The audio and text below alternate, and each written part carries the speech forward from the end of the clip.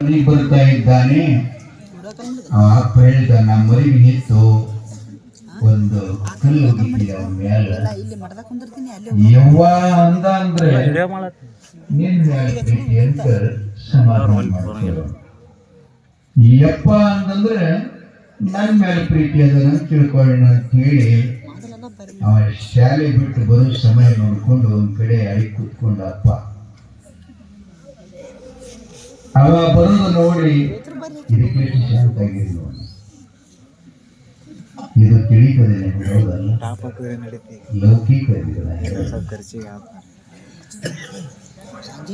ಮರಿಯ ಕುತ್ಕೊಂಡು ಶಾಲೆಯ ಪಠ್ಯಪುಸ್ತಕ ಹೆಗಲ್ ಚೀಲ ಬಗಲಿಗೆ ಹಾಕೊಂಡು ಹೊರಟಿತ್ತು ಮಗು. ಪುಟ್ಟ ಪುಟ್ಟ ಹೆಜ್ಜೆ ಇಡುತ್ತಾ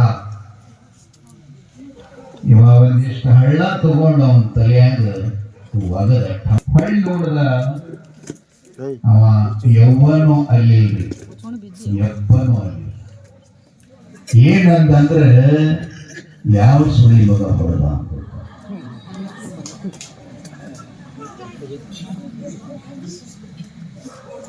ಎರಡೂ ಕಂಡದ ಕೊಟ್ಟು ಏನ್ ಮಾಡಿ ಸುಮ್ಮನೆ ನೀವು ಒಂದಿಷ್ಟು ಸುಸ್ತಾಗ್ತೀರಿ ಅಂತ ಒಳಗೊಂದೊಂದು ಒಗಿತೀನಿ. ನಾ ಯಾವಾಗ ನಾ ಹೇಳಕ್ಕಂತಂದ್ರೆ ನಿಮಗೆ ಪುರಾಣ ಹೇಳಿದ್ರು ಅಷ್ಟು ನಗಿಸ್ತೀನಿ ನಾನು ಡೇಂಜರ್.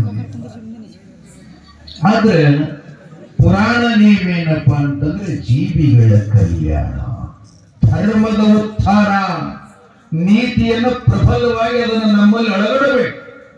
ಪುರಾಣ ಉದ್ದೇಶನ ಹೀಗದ, ಸುಮ್ಮನೆ ಏನರ ಹೇಳಿ ಹೋಗುವುದಲ್ಲ.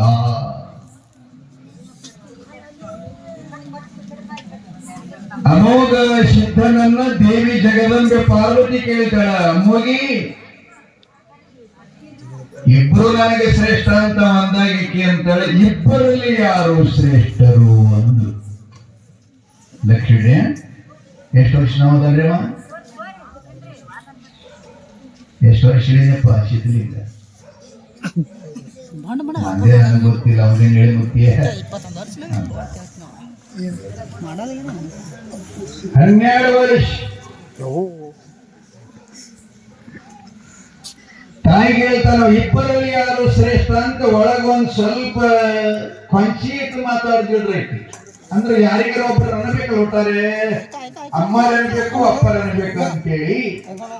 ಅವಾಗ ಆಕೆಗೆ ಏನ್ ಬ್ಯಾನಿಗಿತ್ತು ಅಂದ್ರೆ ಇಷ್ಟೆಲ್ಲ ಅಡ್ಡ ಹಿಡಿದು ಎದೆ ಉಣಿಸಿ ಜೋಪಾನ ಮಾಡಿ ಅವನ ಅಂಗಾಲೆಲ್ಲ ತಿಕ್ಕಿ ತೊಳೆದು ಒತ್ತಿ ವರ್ಷಿ ನಾನು ಜೋಪಾನ ಮಾಡಿದ್ರು. ಅಮ್ಮ ಹೆಚ್ಚಿಗಲಿಲ್ಲಲ್ಲ. ಹಾಗಾದ್ರೆ ಇಬ್ಬರಲ್ಲಿ ಯಾರು ಹೆಚ್ಚಿಗೆ ಅಂತ ಕೇಳಿದಾಗ ಅವ ಹೇಳ್ತಾನ, ಅಮ್ಮ ತಾಯಿ ತಂದೆಗಿಂತಲೂ ನನಗೆ ಸದ್ಗುರು ಹೆಚ್ಚಿನವ ಅಂತ. 12 ವರ್ಷದ ಬಾಲಕ ಏನಂತಾನ? ಸದ್ಗುರು ನನಗೆ ಹೆಚ್ಚಿನವ.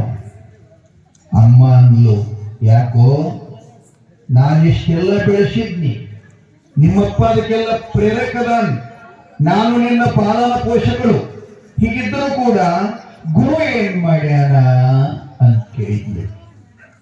ಮಗು ಹೇಳ್ತಾನೆ ಕೇಳಿ ಏನಂತ ಮೋಕ್ಷಿದ, ಅಮ್ಮ ನೀವಿಬ್ರು ಜನ್ಮಕ್ಕೆ